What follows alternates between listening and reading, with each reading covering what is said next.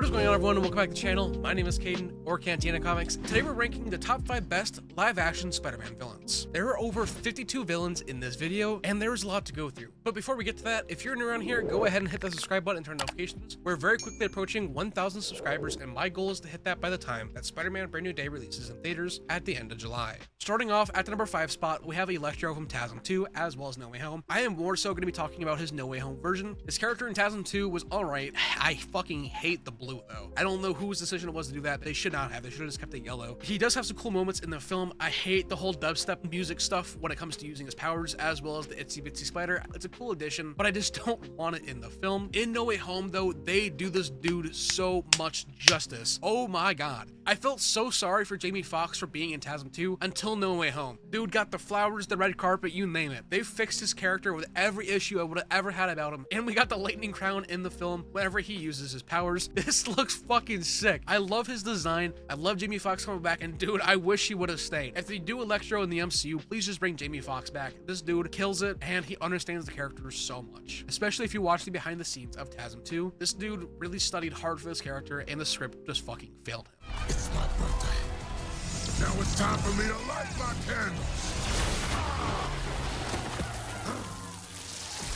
Nice work, fellas. It's a pleasure doing business with you. Alright, and now moving on to the number 4 spot, we have Thomas Hayden Church's Sandman from Spider-Man 3, as well as No Way Home. He wasn't available, so they had to reuse footage from Spider-Man 3 and update the visual effects and add him into the film. And that's why for 95% of the film, he is in his Sandman form. He does ADR in his lines. But in Spider-Man 3, my favorite character in that film is Flint Marko. Like I said before, if the main villain of this movie was Sandman, and he was the only villain in it, I think this would have worked so much better. They could have even kept everything with Harry and him becoming the new Goblin. The Sandman story enough worked tremendously, and there are a couple deleted scenes of him where he makes a castle and visits his daughter once again, and they add so much to it even though it's something so simple. I love this version of it so much. It might be nostalgia, I don't know, but it's Flint Marko and a Sandman, while being the same person, feel different and in the best way, and I'm kind of worried that we won't see that with the next Sandman in the MCU. We had it in Insomniac Spider-Man 2 as well. It worked. We need it here too. Next up, at the number 3 spot, we have Michael Keaton's Vulture from Spider-Man Homecoming. I don't feel like his portrayal gets talked about enough. This dude absolutely killed it. I love his take on the character. His suit is also awesome. As much as I might say that I love comic book accuracy, sometimes it isn't the best practice and it doesn't always work. Majority of the time, it should be applied and should work. This is one of the ones where I feel like they made it work without it being goofy or cheesy. I mean, if you see what this dude looks like in the comics, you understand what I mean. This was the perfect way to modernize it and to update it. I mean, they even added in the fur around his neck, and when he takes off his flight helmet with his hair, it almost kind of takes the shape of it. I love that we get these little motifs without going the full fantastical route with it. I think out of all of Tom Holland's Spider-Man villains, the Vulture was probably the best. Maybe I'm biased, I don't know. Alright, and now at the number 2 spot, we have Alfred Molina's Doc Ock. Hello, Peter.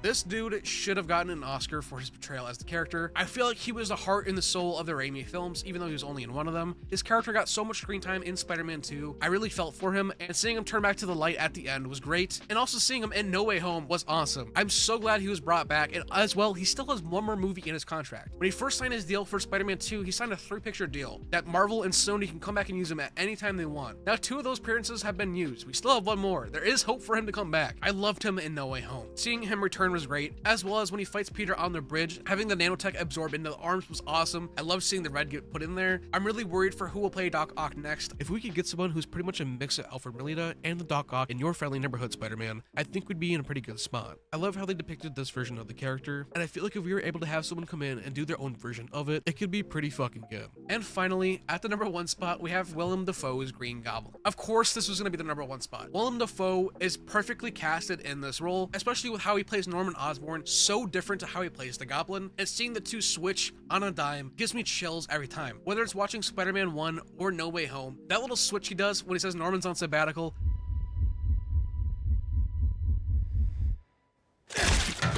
Norman?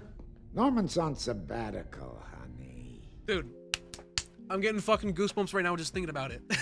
Also too, Jamie Foxx did the impression. I mean, to see him work when we're on the set, Gods don't choose, we take. you go, oh shit, and that cackle. I was like, oh, I mean, that's real. You know, I forgot I was in the movie. I'm sitting there with my popcorn like, this motherfucker's good.